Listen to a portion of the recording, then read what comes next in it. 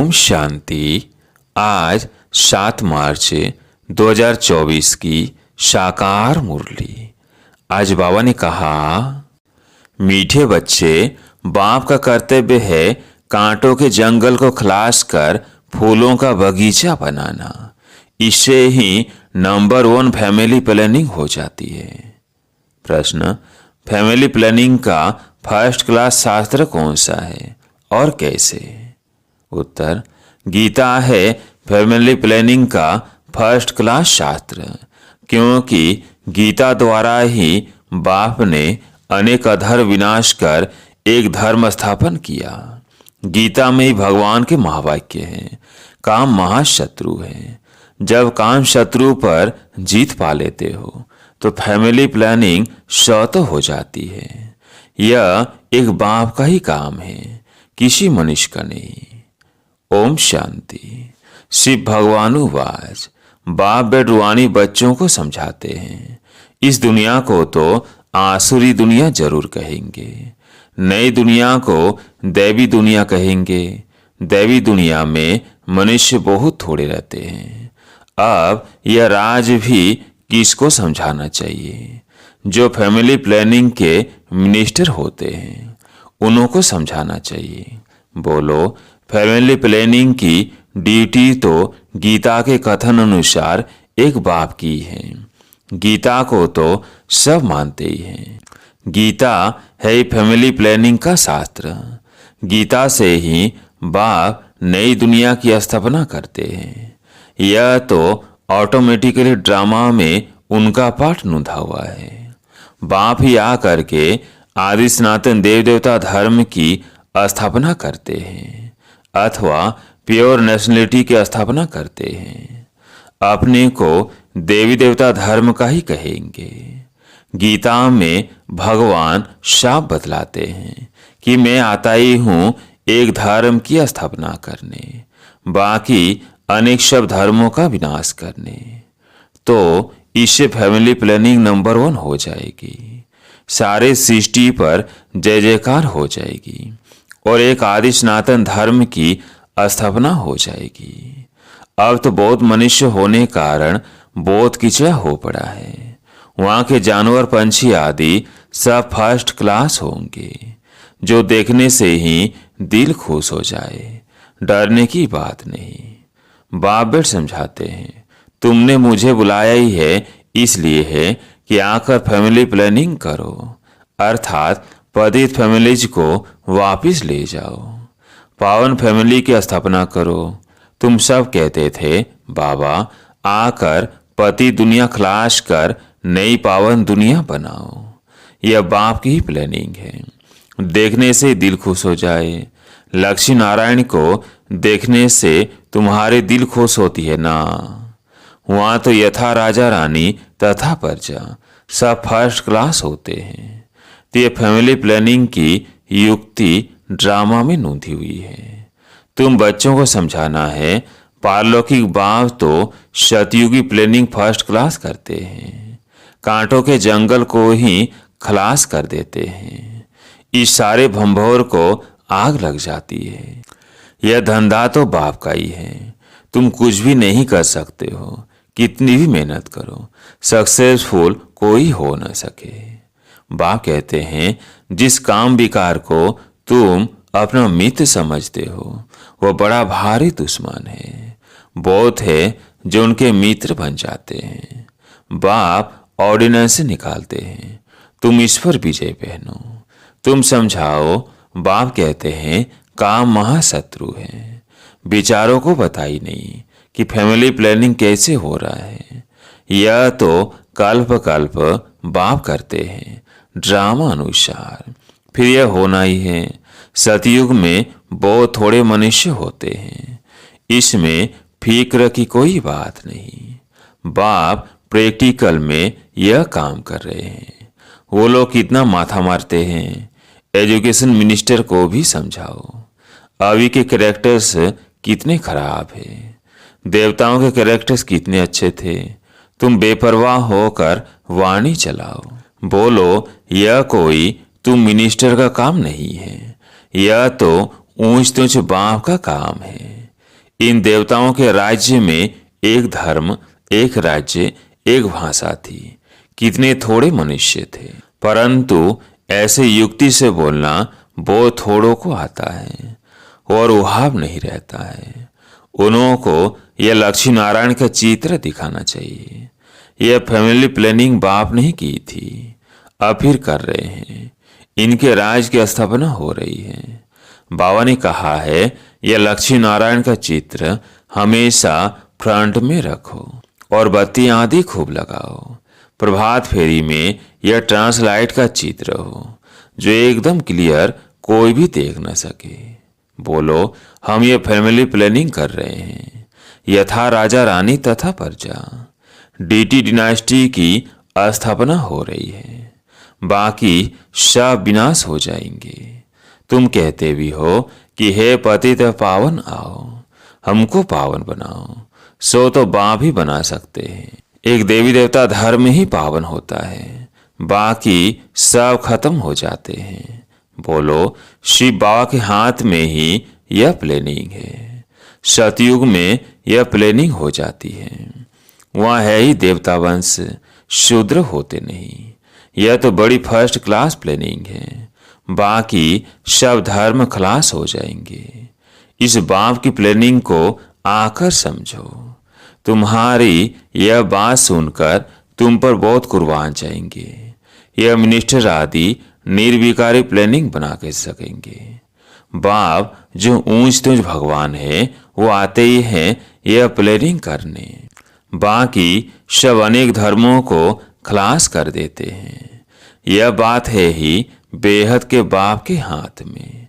पुरानी चीज को नया बना देते हैं। बाप नई दुनिया की स्थापना कर पुरानी का विनाश कर देते हैं। यह ड्रामा में नूंद है। समझाना चाहिए बहनों और भाइयों, इस सृष्टि चक्र के आदि मध्य अंत को तुम नहीं जानते हो, बाप बतलाते हैं। सतयुग आदि में न इतने मनुष्य होते हैं, न फैमिली प्लानिंग आदि की बात ही करते हैं। पहले तुम सृष्टि के आदि मध्य अंत को आकर समझो। सदगति दाता बाप ही है। सदगति अर्थात सतयुगी मनुष्य। पहले पहले यह देवी देवता बहुत थोड़े थे। फर्स्ट क्लास धर्म था। बाबा फूलों की फर्स्ट क्लास प्लानिंग बनाते हैं। काम तो महाशत्रु है।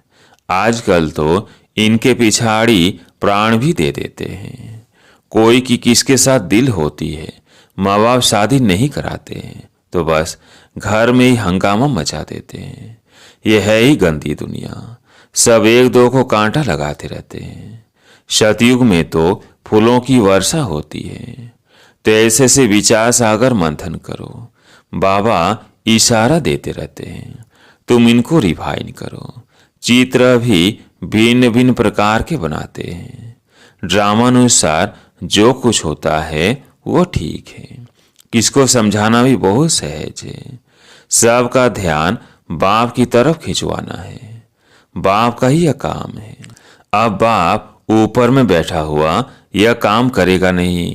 कहते भी हैं जब जब धर्म की ग्लानि होती है, आसुरी राज्य होता है, तब तब आकर इन सब को खलास कर देवी राज की स्थापना करता हूँ।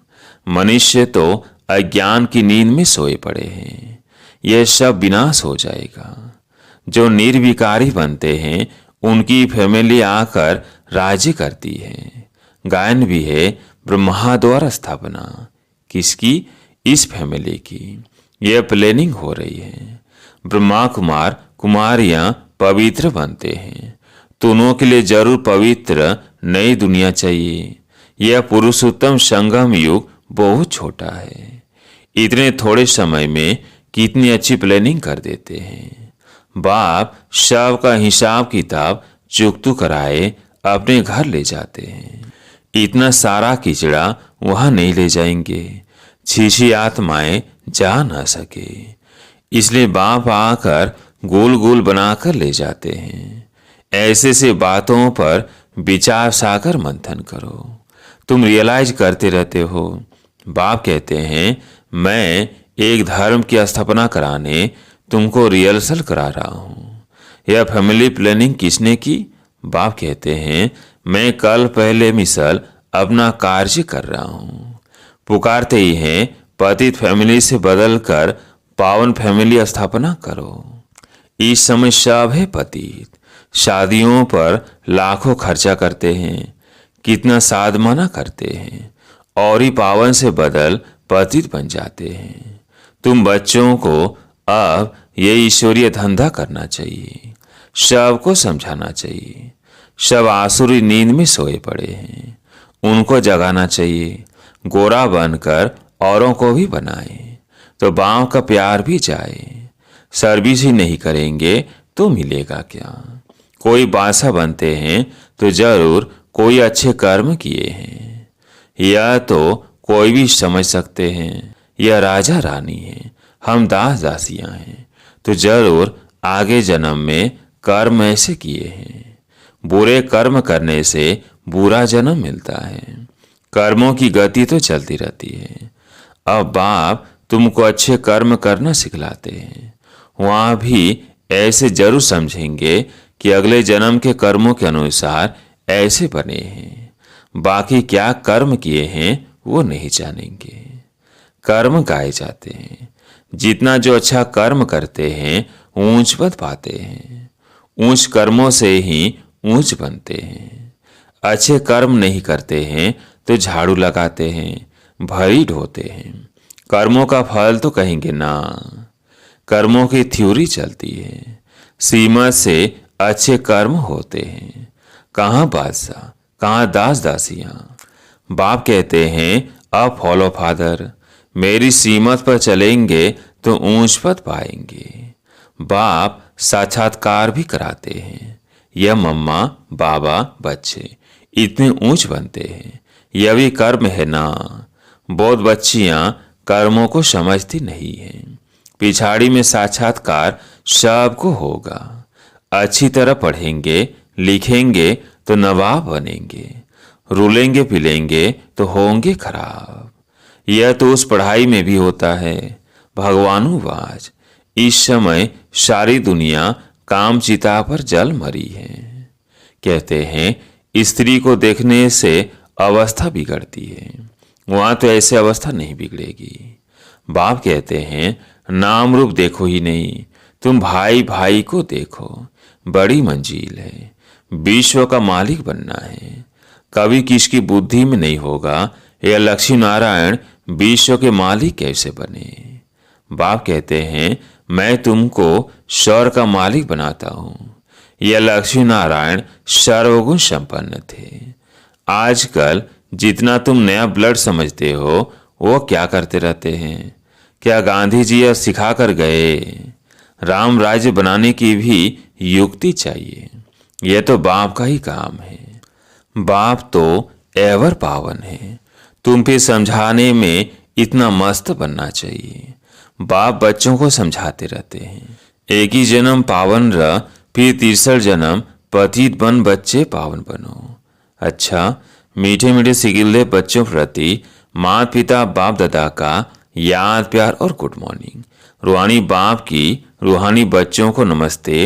रूहानी बच्चों की रूहानी बाप दादा को याद प्यार गुड मॉर्निंग नमस्ते नमस्ते।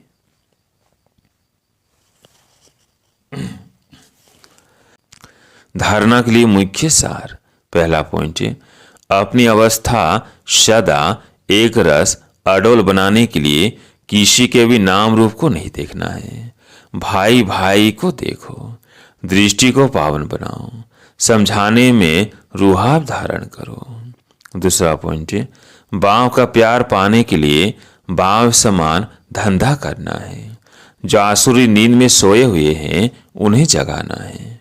गोरा बनकर दूसरों को बनाना है। आज प्यारे मीठे वाह का वरदान, अपने सरल स्वभाव और शुभ भाव द्वारा भोलानाथ बाप के प्यार का अनुभव करने वाले आकर्षण मूर्त भव। अपने सरल स्वभाव और शुभ भाव द्वारा भोलानाथ बाप के प्यार का अनुभव करने वाले आकर्षण मूर्त भव। भोलानाथ बाप को सबसे प्रिय भोले बच्चे हैं। भोले अर्थात जो सदा सरल स्वभाव, शुभ भाव और स्वच्छता संपन्न मन और कर्म दोनों में सच्चाई और सफाई वाले हैं। ऐसे बच्चे आकर्षण मूर्त बन बाप को भी अपने ऊपर आकर्षित करते हैं। भोलानाथ बाप ऐसे सरल स्वभाव भोले बच्चों के गुणों की माला सिमरण करते हैं। भगवान को भोलापन प्यारा है। आप बच्चों ने अपने भोलेपन से ही भगवान को मोह लिया, उन्हें अपना बना लिया। स्लोगन: अपने चेहरे और चलन से गुण व शक्तियों की गिफ्ट बांटना ही शुभ भावना, शुभ कामना है। अपने चेहरे और चलन से गुण व शक्तियों की गिफ्ट बांटना ही शुभ भावना, शुभ कामना है। अच्छा, ओम शांति।